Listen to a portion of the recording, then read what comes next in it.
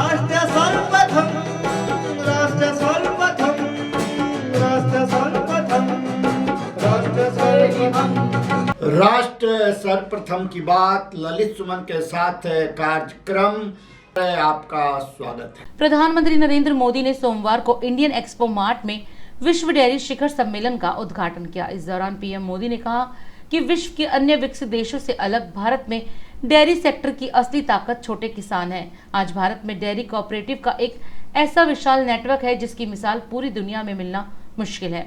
इस दौरान पीएम मोदी ने देश के कई राज्यों में फैल रहे लंपी वायरस को लेकर भी कहा। उन्होंने कहा कि पिछले कुछ समय में भारत के अनेक राज्यों में लंपी नाम की बीमारी से पशुधन की क्षति हुई है। विभिन्न राज्य सरकारों के साथ मिलकर केंद्र सरकार इसे कंट्रोल करने की कोशिश कर रही है। पीएम मोदी ने बताया कि वैज्ञानिकों ने लंपी त्वचा रोग की स्वदेशी वैक्सीन भी तैयार कर ली है। पीएम मोदी ने कहा कि भारत में हम पशुओं की यूनिवर्सल वैक्सीनेशन पर बल दे रहे हैं। हमने संकल्प लिया है कि 2025 तक हम 100% पशुओं को फुट एंड माउथ डिजीज और ब्रूसलोसिस की वैक्सीन लगाएंगे। मुझे खुशी है कि आज डेयरी सेक्टर के दुनिया भर के एक्सपर्ट्स और इनोवेटर्स भारत में एकजुट हुए हैं। मैं वर्ल्ड डेयरी समिट में अलग अलग देशों में अलग देशों से आए हुए सभी महानुभावों का भारत के कोटि कोटि पशुओं की तरफ से, भारत के कोटि कोटि नागरिकों की तरफ से, भारत सरकार की तरफ से हृदय से बहुत बहुत स्वागत करता हूं। मुझे विश्वास है ये समिट आइडियाज, टेक्नोलॉजी, एक्सपर्टाइज और डेयरी सेक्टर से जुड़ी परंपराओं के स्तर पर एक दूसरे की जानकारी बढ़ाने और एक दूसरे से सीखने में बहुत बड़ी भूमिका निभाएगी। साथियों, आज का ये आयोजन ऐसे समय में हो रहा है जब भारत ने अपनी आजादी के 75 वर्ष पूरे किए हैं। ये भी संयोग है कि आज के इस आयोजन से भारत के 75 लाख से ज्यादा डेयरी किसान भी टेक्नोलॉजी के माध्यम से इस कार्यक्रम में हमारे साथ जुड़े हुए हैं। भारत में डेयरी सेक्टर की असली ताकत छोटे किसान हैं। भारत के डेयरी सेक्टर की पहचान मास प्रोडक्शन से ज्यादा प्रोडक्शन बाय मासिस की है। भारत में डेयरी सेक्टर से जुड़े अधिकांश किसानों के पास या तो एक पशु है, 2 है या 3 पशु है। इन्हीं छोटे किसानों के परिश्रम और उनके पशुधन की वजह से आज भारत पूरे विश्व में सबसे ज्यादा दुग्ध उत्पादन करने वाला देश है। आज भारत के 8 करोड़ से ज्यादा परिवारों को ये सेक्टर रोजगार मुहैया कराता है। भारत के डेयरी सेक्टर की यूनिकनेस आपको अन्य जगह पर शायद ही कभी कहीं मिल जाए। ये डेयरी कोऑपरेटिव्स देश के 2 लाख से ज्यादा गांवों में करीब करीब 2 करोड़ किसानों से दिन में 2 बार दूध जमा करती है और उसे ग्राहकों तक पहुंचाती है। इस पूरी प्रक्रिया में बीच में कोई भी मिडलमैन नहीं होता। पिछले कुछ समय में भारत के अनेक राज्यों में लंपी नाम की बीमारी से पशुधन की क्षति हुई है। विभिन्न राज्य सरकारों के साथ मिलकर केंद्र सरकार इसे कंट्रोल करने की पुरजोश कोशिश कर रही है। हमारे वैज्ञानिकों ने लंपी स्किन डिसीज की स्वदेशी वैक्सीन भी तैयार कर ली है।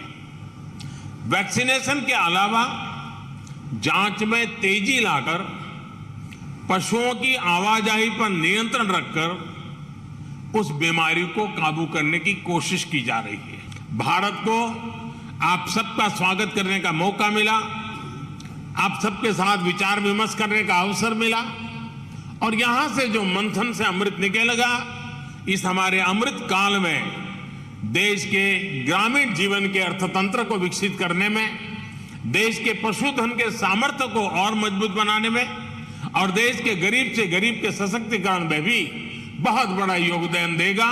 इसी अपेक्षा और आशा के साथ आप सबका बहुत बहुत आभार, बहुत बहुत शुभकामनाएं, धन्यवाद। सोमवार को केंद्रीय रक्षा मंत्री राजनाथ सिंह ने दिल्ली के मानेकशॉ सेंटर में आर्मी लॉजिस्टिक्स पर आयोजित एक सेमिनार को संबोधित किया। रक्षा मंत्री राजनाथ सिंह ने कहा कि सरकार भविष्य की सुरक्षा चुनौतियों से प्रभावी ढंग से निपटने व देश को और आर्थिक ऊंचाइयों पर ले जाने के लिए एक मजबूत, सुरक्षित और आत्मनिर्भर लॉजिस्टिक सिस्टम बनाने के लिए प्रतिबद्ध है।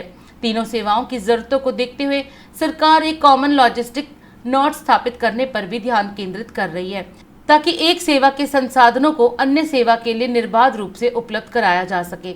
राजनाथ सिंह ने information and communication technology architecture पर भी अपने विचार व्यक्त किए और इसे लॉजिस्टिक सिस्टम का एक महत्वपूर्ण हिस्सा बताया। उन्होंने कहा कि सभी सेवाओं ने अपना information and communication technology architecture विकसित किया है। हमारा प्रयास है कि तीनों सेवाओं के बीच अंतर संचालन हो, ताकि हम अपने संसाधनों का सर्वोत्तम तरीके से उपयोग कर सके। यह हम सबके लिए बेहद खुशी की बात है कि इंडियन आर्मी लॉजिस्टिक्स जैसे बड़े महत्वपूर्ण विषय पर यह सेमिनार आयोजित किया है। जब इस इवेंट के बारे में चर्चा चल रही थी तो मुझे एक लाइन याद आई जो पहले कभी मैंने पढ़ी थी। वो लाइन ये थी कि amateurs discuss tactics, professionals discuss logistics. ऐसे में आज जब मैं ministry of defence, ministry of railways, ministry of civil aviation, ministry of commerce and industry, paramilitary forces, academia और इंडस्ट्री से जुड़े लोगों को लॉजिस्टिक्स के मुद्दे पर एक प्लेटफॉर्म पर मैं उपस्थित देख रहा हूं, तो मुझे आप सभी के प्रोफेशनलिज्म पर गर्व हो रहा है। अमृतकाल के प्रवेश द्वार पर लॉजिस्टिक्स और सिविल मिलिट्री फ्यूजन पर चर्चा आप सभी के अगले 25 वर्षों के लक्ष्यों और साथ ही उसे प्राप्त करने के संकल्प को दर्शाती है। इस महत्वपूर्ण आयोजन के लिए मैं इंडियन आर्मी और सेमिनार में पार्टिसिपेट कर रहे सभी स्टेक होल्डर्स को अपनी ओर से हार्दिक बधाई देता हूं। साथियों, लॉजिस्टिक्स की सिस्टमैटिक स्टडी भले ही मॉडर्न एज की देन हो, पर अपने मूल रूप में इसका कंसेप्ट मानवता के प्रारंभ से ही हमारे यहां विद्यमान है। आज से हजारों वर्ष पहले आग की खोज के पश्चात परिवहन के साधन के रूप में पहिए यानी व्हील्स की खोज लॉजिस्टिक्स के इतिहास का एक महत्वपूर्ण पड़ाव माना जा सकता है। उस समय टेक्नोलॉजी का विकास नहीं हुआ था और कई मामलों में जीवन आज की अपेक्षा काफी सरल भी था, जिसे हम आज मल्टीटास्किंग कहते हैं, यानी एक व्यक्ति द्वारा एक से अधिक कार्य किया जाना। वह शुरुआती दौर में लोगों की दिनचर्या का यह हिस्सा हुआ करता था। युद्धों के संबंध में भी यही बात लागू होती थी। इंफॉर्मेशन एवं कम्युनिकेशन टेक्नोलॉजी ने लॉजिस्टिक्स की स्पीड और रीच को अभूतपूर्व गति से बढ़ा दिया है। उदाहरण के लिए अमेरिका और लंदन में छपने वाले पत्र और पत्रिकाएं पहले जहां कई दिन की जर्नी के बाद इंडिया पहुंचती थीं, आज वे रियल टाइम में हमारे हाथों में हुआ करती हैं। न केवल मेट्रो सिटीज में बल्कि छोटे शहरों में भी इनकी बराबर पहुंच है। इंटरनेट हमारा ऐसा साथी बन चुका है मानो उसके साथ जाने कितने जन्मों का हमारा रिश्ता हो। सैलरी में डिले हो जाए चल जाएगा, खाने में डिले हो जाए चलेगा, पर इंटरनेट स्लो हो जाए तब आज नहीं चलने वाला है। इसी तरह के अनेक उदाहरण हैं जो यह बताते हैं कि लॉजिस्टिक्स और सप्लाई चेन ने पूरी दुनिया को आपस में जोड़ने का कार्य किया है। डिफेंस सेक्टर में भी लॉजिस्टिक्स की भूमिका अत्यंत महत्वपूर्ण है। पिछले 3 वर्षों में रक्षा मंत्रालय में जो पॉलिसी चेंजेज हुए हैं उसमें तीनों सेनाओं के बीच ज्वाइंटनेस एक प्रमुख आयाम है। जैसा कि आप सभी अवगत हैं, डिपार्टमेंट ऑफ मिलिट्री अफेयर्स की स्थापना के साथ हम सर्विसेज के बीच ज्वाइंटनेस की ओर तेजी से आगे बढ़ रहे हैं। ज्वाइंटनेस के चलते जिन क्षेत्रों में सबसे अधिक फायदा हुआ है, लॉजिस्टिक्स उनमें से एक है। हमारी सर्विसेज में अनेक जगहों पर कुछ कॉमन लॉजिस्टिक्स की नीड होती है। ऐसे में हमारा प्रयास है कि देश में कॉमन लॉजिस्टिक नोड्स हों, जहां किसी एक सेना के रिसोर्सेज बाकी सर्विसेज को भी सीमलेसली उपलब्ध हों। तीनों सर्विसेज के बीच ट्रेनिंग के संदर्भ में भी ज्वाइंटनेस की आवश्यकता पर भी बल दिया जा रहा है। एक बहुत बड़ा और अदृश्य आर्किटेक्चर होता है इंफॉर्मेशन कम्युनिकेशन टेक्नोलॉजी आर्किटेक्चर। यह इफिशिएंट लॉजिस्टिक्स का सबसे महत्वपूर्ण हिस्सा होता है।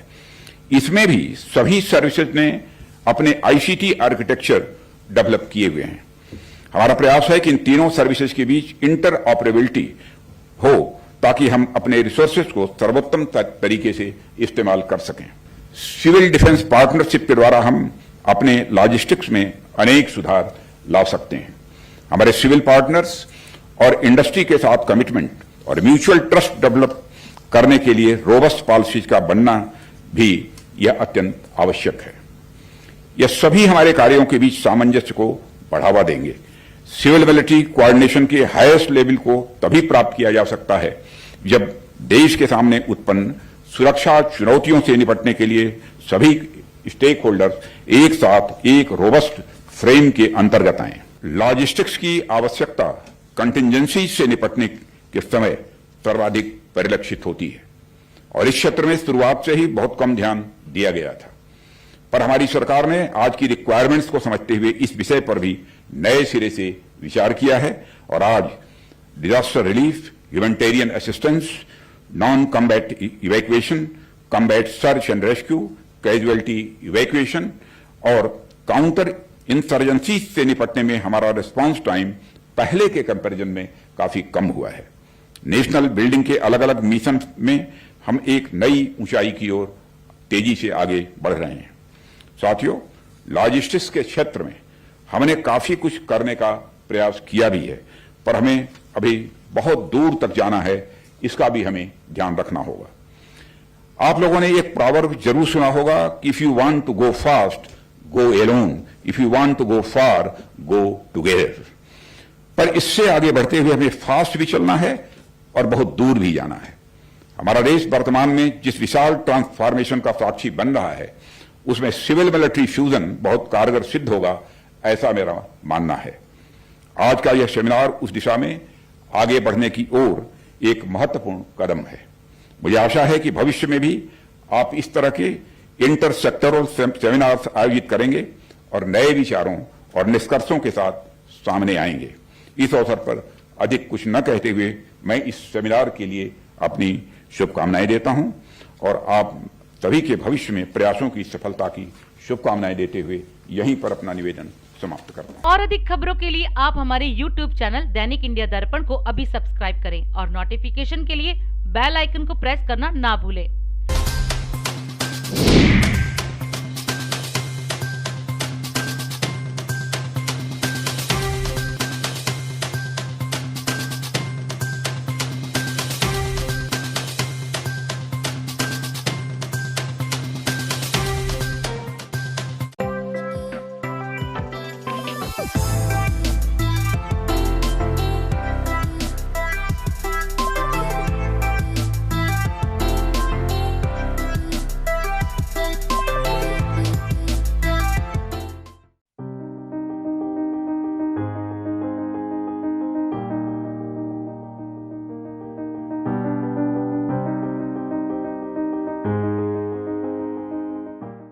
दिल्ली विश्वविद्यालय के देशबंधु कॉलेज में आयोजित हुई मोदी @20 ड्रीम्स मीट डिलीवरी पर चर्चा में केंद्रीय कानून मंत्री किरेन रिजिजू और दक्षिणी दिल्ली के सांसद रमेश विधुड़ी ने भाग लिया। इस मौके पर किरेन रिजिजू ने कहा कि पीएम मोदी लोगों का कल्याण सुनिश्चित करने के लिए दिन रात काम करते हैं।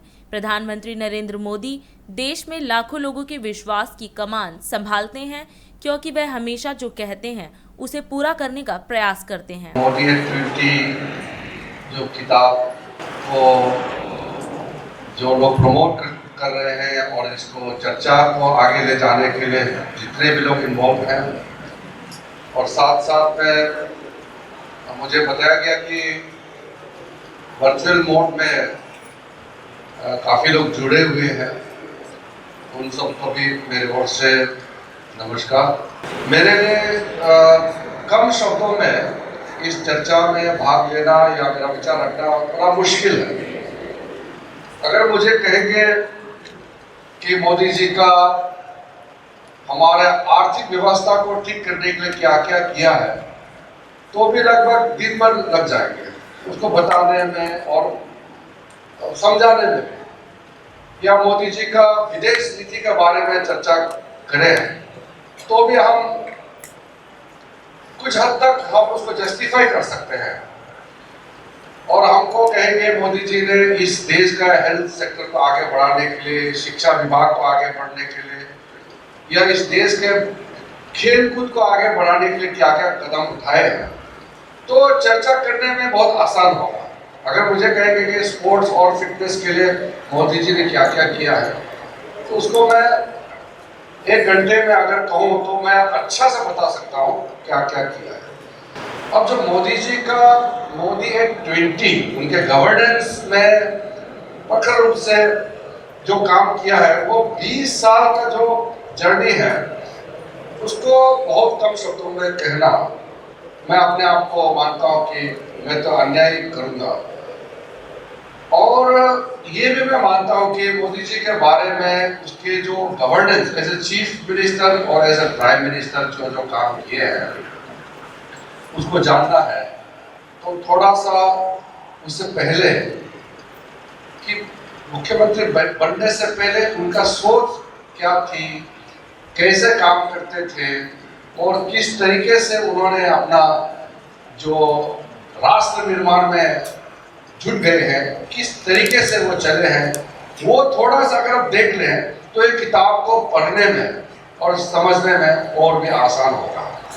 ऐसा तो नहीं है कि वो मोदी जी को सबने मिलकर के मुख्यमंत्री बना दिया, प्रधानमंत्री बना दिया क्योंकि वो एंटाइटल्ड है, वो पर्टिकुलर फैमिली से आता है, ऐसा तो है नहीं। जो लोग ऑटोमेटिक कुर्सी प्राप्त करते हैं और बहुत आसानी से कुर्सी उसके पास आ जाते हैं, उनका एक सीमित रूपरेखा होते हैं देश के बारे में। और जो संघर्ष है, सपना देख करके, रेस्पॉन्सिबिलिटी, जिम्मेदारी को लेकर के देश सेवा करते हैं, उसका सोच विचार अलग होते हैं। इसलिए हम तो कई सालों से हमारे आदरणीय प्रधानमंत्री मोदी जी के साथ में काम किए हैं। संगठन में भी वो जब हमारे पार्टी के राष्ट्रीय महामंत्री थे, संगठन देखते थे, तब मैं अपने प्रदेश का संगठन महामंत्री थे और राष्ट्रीय कार्यकारिणी में भी हम रहे हैं। कई साल तक साथ में उनके साथ काम किए। फिर वो जब मुख्यमंत्री बने तो क्योंकि मैं पार्टी का नेशनल सेक्रेटरी था, तो फिर करीबी से बहुत बार साथ में काम करने का मौका मिला। फिर जब वो देश का प्रधानमंत्री के रूप में पदभार संभाला, तो मैं 2014 में जो पिछली सरकार के समय उनके मंत्रिमंडल में गृह राज्य मंत्री के रूप में काम किया, और फिर सेकंड टाइम में फिर यूथ अफेयर्स, स्पोर्ट्स, आयुष मंत्रालय, माइनॉरिटी अफेयर्स, कई मंत्रालय मैंने देखा है। राज्य विधि और न्याय मंत्रालय को मैं देख रहा हूँ। तो जब मैं उनके मंत्रिमंडल का, उनके कैबिनेट का हिस्सा होकर के जब देखता हूँ, और जब उससे पहले जब पार्टी के काम करते थे तब मैं देखता हूँ, तो बहुत कुछ मुझे देखने को मिलता है। आज मैं जब विदेश जाता हूँ और भारत का प्रतिनिधि करते हुए किसी भी देश में पहुंचता हूँ, तो उस जमाने में हम पेरिफेरी में थे, आज हम सेंट्रल स्पेस कहते हैं भारत का प्रतिनिधि करने वाला भारत का मंत्री है, तो लोगों का भारत के प्रति जो इज्जत है, सम्मान, वो कई गुना बढ़ गया है। ये देश के लिए कितना सुखद अनुभव वाली बात है।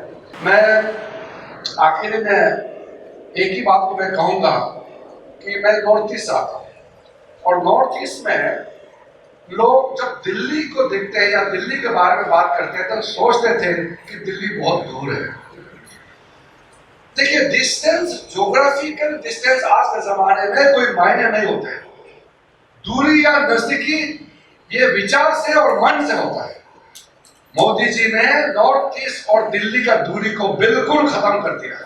नरेंद्र मोदी जी सिर्फ प्रधानमंत्री नहीं है, ये भारत का सोच है, और भारत को एक महान राष्ट्र फिर से स्थापित करने के लिए इसी महान नेता जिसका नाम नरेंद्र मोदी है, उसको आना था। इसी का भारत देश का इंतजार था, और इसी सोच के साथ हम लोग सब काम करने में लगे हुए हैं, और पूरा भारत फुल ऑफ कॉन्फिडेंस आज के दिन में हम लोग आगे बढ़ रहे हैं। और आप सबको मैं फिर से शुभकामनाएं देना चाहता हूं कि इस किताब को आप पढ़ेंगे, आपको बहुत अच्छा लगेगा, गर्व महसूस होगा भारतीय होने पर, और आपके अंदर में नई ऊर्जा, नई ताकत आपके अंदर में आएंगे, और जिससे देश सेवा में आपको काम करने का और जज्बा मजबूत होगा। फिर से मैं जो हमारे प्रिंसिपल साहब हैं, कमेटी के जितने मेंबर्स हैं, मैं आपको धन्यवाद देना चाहता हूँ। आपने मुझे इनवाइट किया, आपके बीच में देशबंधु कॉलेज में आने का मौका मिला, हमारे सारा स्टाफ को, बच्चों को मिलने का मौका मिला, और भविष्य में कहीं मौका लगे हम जरूर किसी न किसी मोड़ में फिर मिलेंगे। बहुत बहुत धन्यवाद। जय हिंद। केंद्रीय सड़क परिवहन और राजमार्ग मंत्री नितिन गडकरी ने आज 19वें भारत अमेरिका आर्थिक शिखर सम्मेलन का उद्घाटन किया। इस मौके पर केंद्रीय मंत्री गडकरी ने संयुक्त राज्य अमेरिका के निवेशकों को आगे आने और भारत में सड़कों और राजमार्ग परियोजनाओं में निवेश करने का आह्वान किया।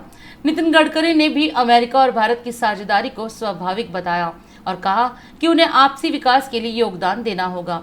गडकरी ने कहा कि इस वर्ष चुना गया विषय है अगले 25 वर्षों के लिए नया agenda.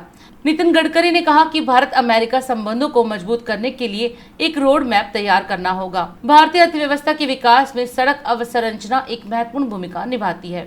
I compliment the Chamber for being one of the most impactful bilateral forum in the country, and IICC is working to strengthen the business partnership between India and the United States since 1968. The United States of America and India are prominent democracies of the world with strong bilateral relationship. We are natural partners and have a lot to contribute for mutual growth. Both the countries have always shown mutual trust, respect, and cooperation on the social, economic, and strategic front.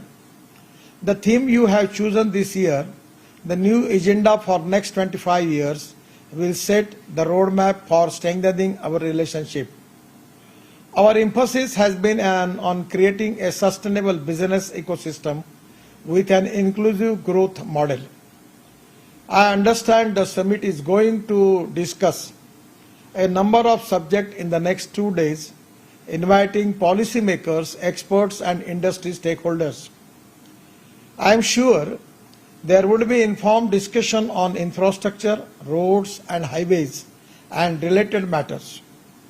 We need to encourage out-of-the-box thought, process, and promote creative agenda to wave new pathways. Our Honorable Prime Minister Sri Narendra Modi ji has set a vision for India to become a $5 trillion economy by 2025. Today, India is one of the fastest growing economies and stands at 5th position in the world. A well-developed infrastructure enhances economic activity, create new businesses, and promote jobs creation. Our government is investing $1.4 trillion in infrastructure development through National Infrastructure Pipeline. The road sector will account for 19% of this capital expenditure over a period of 2019 to 2025. The government has launched the Prime Minister National Gati Shakti Master Plan for holistic and integrated infrastructure development in the country. With Gati Shakti, all stakeholders will follow the rule of 3 C's, that is cooperation, coordination and communication. Now the project will get faster clearances and NOCs from multiple departments. The Gati Shakti Master Plan is focusing on building multimodal infrastructure, connectivity to the economic zones as well as the last mile connectivity. This will make Indian products more competitive by cutting down the logistic costs and improving the supply chains. Today, India has about 6.4 million kilometers of road network, which is the second largest in the world, and first being the USA. Road infrastructure plays a critical role in the growth of Indian economy, as 70% of goods and nearly 90% of the passenger traffic uses the road network to commute. In 2014, we had around 91,000 kilometers of national highway network. At present, this network has reached about 1.47 lakh kilometer road, working towards expanding national highway network to 2 lakh kilometers by 2025.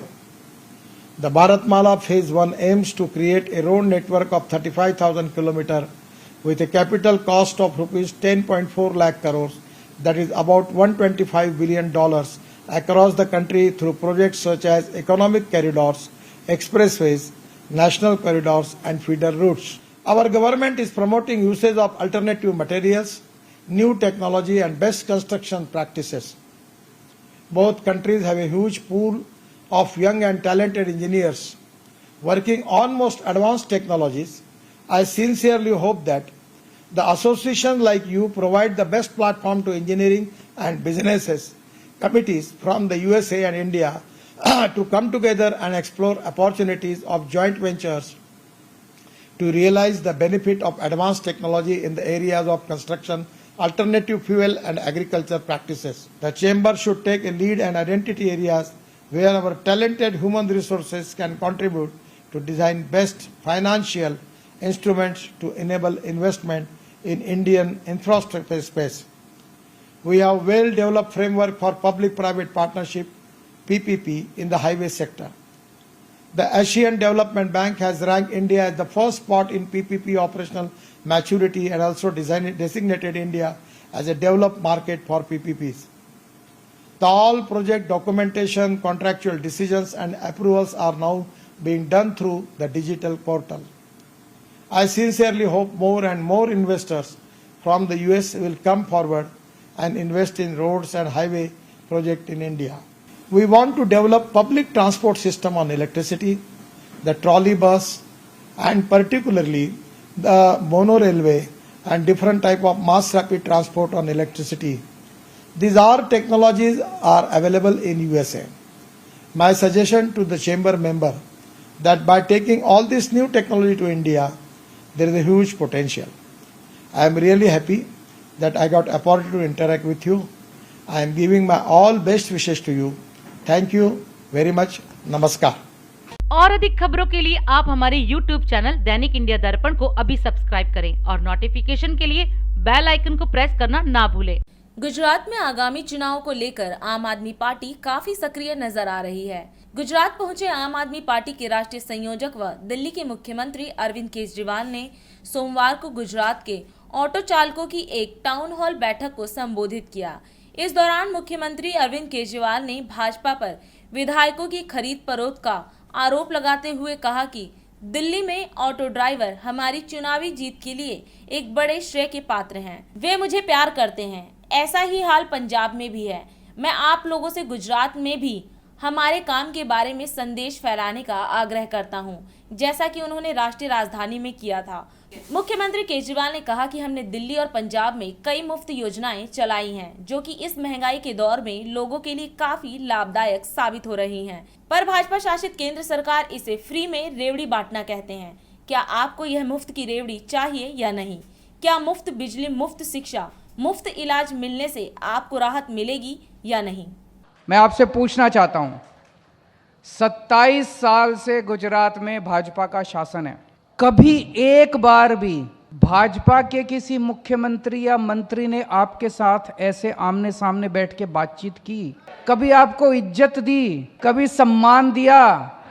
आपके घर खाना खाने आए? हम आपकी इज्जत करते हैं, हम आपको अपना मानते हैं, हम आपको अपने परिवार का हिस्सा मानते हैं।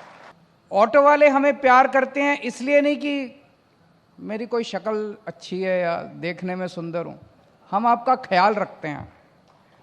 हमारी सरकार बना दो, मैं आपके बच्चों को डॉक्टर बना दूंगा, इंजीनियर बना दूंगा, वकील बना दूंगा। और अगर इनकी सरकार बना दी तो आपके बच्चे भी गरीब रह जाएंगे। आज सरकारी स्कूलों का बुरा हाल है यहाँ पे गुजरात के अंदर।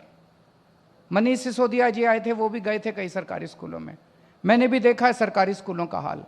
मजबूरी में लोग अपने बच्चों को सरकारी स्कूल के अंदर पढ़ाते हैं क्योंकि पैसे नहीं है। थोड़े भी पैसे हो तो आदमी अपने बच्चे को प्राइवेट स्कूल में भेजना चाहता है। दिल्ली के अंदर हम लोगों ने सरकार बना दिए, तो आपके बच्चों को फ्री शिक्षा दूंगा, अच्छी शिक्षा दूंगा। हर ऑटो वाले का बच्चा बड़ा होके डॉक्टर बनेगा, इंजीनियर बनेगा, वकील बनेगा, कुछ ना कुछ। और आप सोच के देखो, आज एक ऑटो वाला मुश्किल से महीने में 15,000 20,000 रुपए भी नहीं कमा पाता होगा। आपका बच्चा अगर इंजीनियर बनेगा तो महीने में 3 लाख रुपए से उसकी तनख्वाह शुरू होगी। आपके घर की गरीबी दूर कर सकता है अगर आपके बच्चे को अच्छी शिक्षा मिल गई तो। जब मैं बोलता हूं कि मैं आपके बच्चों को अच्छी शिक्षा दूंगा, ये बोलते हैं कि केजरीवाल फ्री की रेवड़ी बांट रहा है। मैं आपसे पूछना चाहता हूं, ये फ्री की रेवड़ी किस किस को चाहिए? हाथ खड़े करके बता दो जरा सब लोग। फ्री की रेवड़ी चाहिए कि नहीं चाहिए? अच्छी शिक्षा चाहिए कि नहीं चाहिए? सबको चाहिए, होनी चाहिए। फ्री शिक्षा मिलेगी, अच्छी शिक्षा मिलेगी, तभी देश आगे बढ़ेगा। इनके बच्चे विदेशों में पढ़ते हैं, हमारे बच्चों को अच्छी सरकारी स्कूल में शिक्षा मिल जाए वो भी इनसे बर्दाश्त नहीं होती है। कहते हैं फ्री की रेवड़ी बांट रहा है। हम तो देंगे जी फ्री की रेवड़ी, आपको जो करना है कर लो। और एक और बात, इन्होंने साफ साफ कर दिया कि ये फ्री की रेवड़ी नहीं देंगे या आपके बच्चों को अच्छी शिक्षा नहीं देंगे। इन्होंने कह दिया हम आपके बच्चों को अच्छी शिक्षा नहीं देंगे, पढ़ाना है तो प्राइवेट स्कूल में भेजो। तो इनको वोट देने से बिल्कुल फायदा नहीं है। इनको वोट दोगे आपके बच्चे बर्बाद होंगे, हमें वोट दोगे आपके बच्चे बड़े आदमी बनेंगे। आम आदमी पार्टी की सरकार बना दीजिए, आपके पूरे परिवार के लिए अच्छा और फ्री इलाज का इंतजाम कर देंगे हम लोग। गुजरात में सरकार बना दो, 1 मार्च के बाद से आपका बिल 0 आएगा गुजरात के अंदर बिजली का, 1 मार्च के बाद से। और केजरीवाल जो कहता है करता है, झूठ नहीं बोलता। फ्री बिजली चाहिए नहीं चाहिए? फ्री बिजली चाहिए नहीं चाहिए? मुख्यमंत्री को 4,000 यूनिट बिजली मुफ्त मिलती है, मंत्री को 4,000 यूनिट बिजली महीने की मुफ्त मिलती है। मैं कहता हूं जनता को 300 यूनिट बिजली मुफ्त दूंगा तो उनको मिर्ची लगती है, कहते हैं फ्री की रेवड़ी बांट रहा है। बताओ, तुमको फ्री की बिजली चाहिए, जनता को फ्री की बिजली नहीं मिलनी चाहिए, तो नाइंसाफी है। जनता को 300 यूनिट तो ले लेने दो यार, बेशर्मो। आपके हर परिवार के अंदर 18 साल से ऊपर की जितनी महिलाएं हैं, हर महिला को हर महीने 1,000 रुपए उसके अकाउंट के अंदर देंगे। 1,000 रुपए देंगे। अगर किसी के घर में एक माँ है, एक पत्नी है, एक बेटी है, 3 महिलाएं अगर 18 साल से ऊपर है तो 3,000 रुपए महीना मिलेगा सरकार से। हर महिला को अलग अलग 1,000 रुपए मिलेंगे। ये वाली फ्री की रेवड़ी चाहिए कि नहीं चाहिए? जोर से बोल दो जरा, ऐसी चाहिए? चाहिए, सबको चाहिए। दिल्ली में हमने रिश्वतखोरी बिल्कुल बंद कर दी। ये जो 188 धारा है आपकी, ये 188 धारा दिल्ली में भी तंग किया करती थी, मुझे पता है इसके बारे में। अनाप शनाप केस बना देते हैं, कोई दोषी है नहीं है उसके ऊपर केस कर देते हैं, उसको ऐसे ट्रीट करते हैं जैसे कि कोई मर्डरर है, कि कोई मर्डर करके आया है जैसे। दिल्ली में भी इससे मुक्ति दिलाई मैंने सारे ऑटो वालों को, गुजरात में भी 188 से आप लोगों को मुक्ति दिलाएंगे, चिंता मत कीजिए। और दिल्ली में जितने सरकारी काम होते हैं, आपको लाइसेंस रिन्यू कराना है, आपकी ओनरशिप चेंज करनी है, आपका परमिट चेंज करना है, आपका हाइपोथिकेशन का केस है, जो भी है, अब आपको ट्रांसपोर्ट आरटीओ के दफ्तर जाने की जरूरत नहीं है। हमने एक फोन नंबर दे दिया, उस पे फोन करो, दिल्ली सरकार का एक ऑफिसर आपके घर आके काम करके जाता, आपको किसी दफ्तर के चक्कर। लेकिन इसके लिए सरकार बनानी पड़ेगी। सरकार बनाए बिना तो कैसे होगा? आप पावर नहीं दोगे, हमारे को ताकत नहीं दोगे, तो हम ये सारे काम आपके लिए क्या कैसे करेंगे? तो 2 महीने रह गए, 2 महीने रह गए। एक चीज तो आज ही करनी है। आपके जितने व्हाट्सएप ग्रुप हैं, सारे व्हाट्सएप ग्रुप के अंदर आप लोग डालो कि मैं आम आदमी पार्टी, सबको लिखो। और सारे ऑटो वाले, आज अहमदाबाद में हम कर रहे हैं, लेकिन ये बात सारे गुजरात के ऑटो वालों तक पहुंचनी चाहिए कि एक एक ऑटो वाला जो है आम आदमी पार्टी के लिए 2 महीने काम करेगा। करोगे कि नहीं करोगे? और सोशल मीडिया, सबसे ज्यादा सोशल मीडिया पे जितने ज्यादा से ज्यादा ऑटो वालों को आप प्रेरित कर सकते हो करो। गुजरात में एक मौका देके देखो, 5 साल के अंदर आपके साथ मिलकर गुजरात को बदल देंगे। दिल्ली सरकार में आम आदमी पार्टी के प्रवक्ता सौरभ भारद्वाज ने एक बार फिर भाजपा पर गंभीर आरोप लगाए हैं। दरअसल गुजरात के अहमदाबाद में आम आदमी पार्टी के दफ्तर पर पुलिस द्वारा कथित छापे को लेकर पार्टी प्रवक्ता सौरभ भारद्वाज ने कहा कि हम भारतीय जनता पार्टी को एक्सपोज करना चाहते हैं कि ये बिना वारंट कहीं भी घुस जाते हैं और फिर कहते हैं कि कोई छापा नहीं मारा है। सौरभ भारद्वाज ने दावा किया कि पुलिस ने छापा मारा है, लेकिन उन्हें कुछ नहीं मिला। उन्होंने कहा कि अगर राज्य के मुख्यमंत्री इस मुद्दे पर प्रेस वार्ता करने को तैयार है तो हम सारे सबूत रखेंगे। सौरभ भारद्वाज ने कहा कि हमारे लोग उस अफसर को जानते हैं, उन पुलिस वालों के पास मोबाइल थे, उनके मोबाइल की लोकेशन हमारे दफ्तर की आएगी। आप सच को झूठ और झूठ को सच नहीं बना सकते। हालांकि उनके इस दावे को अहमदाबाद पुलिस ने खारिज कर दिया।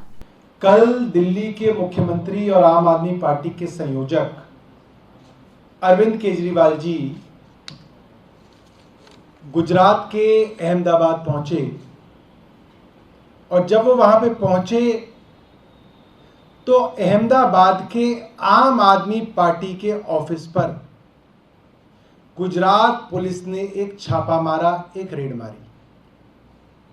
गुजरात पुलिस के जो अधिकारी वहां पे आए, उनके पास कोई वारंट नहीं था, कोई सर्च के डॉक्यूमेंट्स नहीं थे, कोई कोर्ट का कोई दस्तावेज नहीं था, कोई क्रिमिनल केस की तहकीकात को लेके कोई कागज उनके पास नहीं था। उन्होंने आम आदमी पार्टी के अंदर जबरन घुस के सभी हमारे कंप्यूटर्स देखे, सभी रजिस्टर, डायरी, जो भी वहां पे डॉक्यूमेंट थे सारे खंगाले। सब जगह उन्होंने छानबीन की,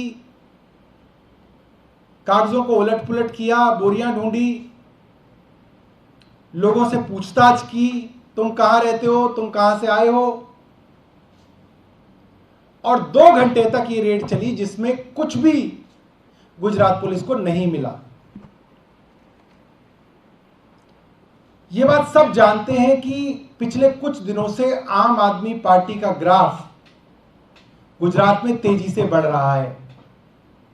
आज गुजरात में आम आदमी पार्टी दूसरे नंबर की पार्टी है, बीजेपी से थोड़ा सा पीछे है।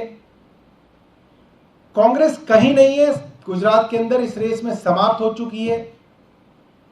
अभी गुजरात के चुनाव में 2.5 महीने बाकी हैं और बहुत जल्द आम आदमी पार्टी बीजेपी को गुजरात में पीछे छोड़ के नंबर 1 की पार्टी बन रही है। ये बात गुजरात की सरकार को और भारतीय जनता पार्टी को दिख रही है। आप ये समझिए कि अगर गुजरात में आम आदमी पार्टी के दफ्तर पर रेड की जा सकती है बिना किसी वारंट के, बिना किसी कागजात के, तो एक आम गुजराती के साथ गुजरात पुलिस और गुजरात सरकार क्या करती होगी?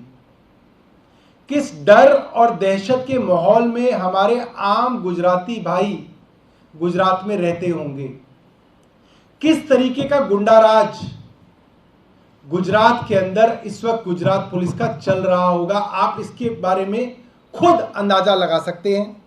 हमारा ये मानना है बहुत जल्द आम आदमी पार्टी गुजरात के अंदर नंबर 1 पार्टी बनने वाली है और हम गुजरात के लोगों को एक अच्छा, भ्रष्टाचार मुक्त और सबसे जरूरी भय मुक्त शासन देने का वादा करते हैं। इसके साथ एक बात और है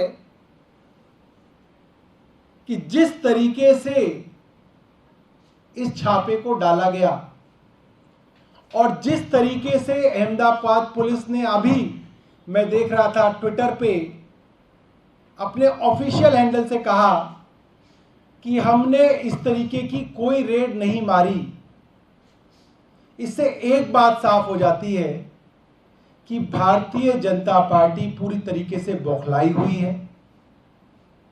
पूरी देश के सामने भारतीय जनता पार्टी जो है उसकी असलियत सबके सामने आ गई है और लोग भी ये देख रहे हैं कि इन्होंने सीबीआई के छापे मारे, कुछ नहीं मिला, ईडी के छापे मारे, कुछ नहीं मिला, लॉकअप पे छापे मारे, कुछ नहीं मिला, और अब गुजरात में अहमदाबाद में आम आदमी पार्टी के ऑफिस पे रेड मारी और कुछ नहीं मिला। और ये लोग देख रहे हैं कि किस तरीके से आम आदमी पार्टी को परेशान किया जा रहा है। मीडिया के बंधुओं को सिर्फ एक हमको वादा करना है कि वो सीधा सवाल गुजरात सरकार के मुख्यमंत्री से उस रेड के बारे में पूछेंगे। हम सारे सबूत जो है मीडिया के सामने रखने के लिए तैयार हैं और हम भारतीय जनता पार्टी को एक्सपोज करना चाहते हैं, उनकी गुजरात में हो रही गुंडागर्दी को एक्सपोज करना चाहते हैं कि किस तरीके से बिना वारंट, बिना किसी कानून के कागज के ये कहीं पे भी घुस जाते हैं, गुंडागर्दी करते हैं, छापा मारते हैं और बाद में कहते हैं कि कोई छापा नहीं मारा गया, क्योंकि उसके अंदर गुजरात सरकार की बहुत बेइज्जती होती है। जैसे सीबीआई की बेइज्जती हुई, ईडी की बेइज्जती हुई, इस तरीके से गुजरात सरकार की एक बड़ी बेइज्जती होती है कि इन्होंने छापा मारा, गैर कानूनी ढंग से मारा और उसमें भी इनको कुछ नहीं मिला। बहुत बहुत धन्यवाद। और अधिक खबरों के लिए आप हमारे YouTube चैनल दैनिक इंडिया दर्पण को अभी सब्सक्राइब करें और नोटिफिकेशन के लिए बेल आइकन को प्रेस करना ना भूलें। अब वक्त है देश दुनिया की धड़ाधड़ 10 खबरों का। जम्मू कश्मीर के शोपियां जिले में सोमवार को हुई मुठभेड़ में एक अज्ञात आतंकवादी की मौत और एक सुरक्षाकर्मी हुआ घायल। भाजपा नेत्री सोनाली फोगाट मर्डर केस की जांच करेगी सीबीआई। गोवा सीएम ने कहा, गृह मंत्री से करूंगा सिफारिश। पंजाबी गायक सिद्धू मूसावाला हत्याकांड में टेरर एंगल की जांच शुरू। राष्ट्रीय जांच एजेंसी ने दिल्ली, एनसीआर, हरियाणा और पंजाब में मारे छापे।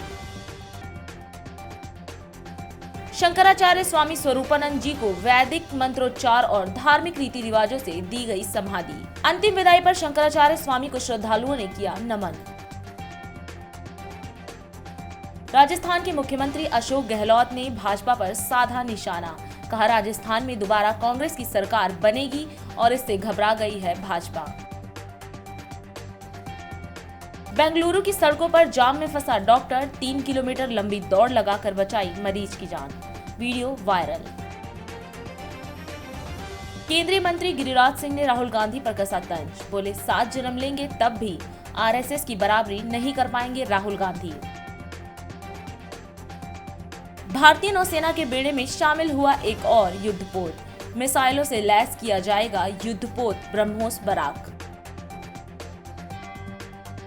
मुंबई के अंतर्राष्ट्रीय हवाई अड्डे पर 5 करोड़ रुपए से अधिक का सोना जब्त। इस मामले में 6 सूडानी नागरिकों को किया गया गिरफ्तार। दिल्ली में मोबाइल चोरी करने के आरोप में युवक की बेरहमी से पीट कर की गई हत्या। एक आरोपी गिरफ्तार।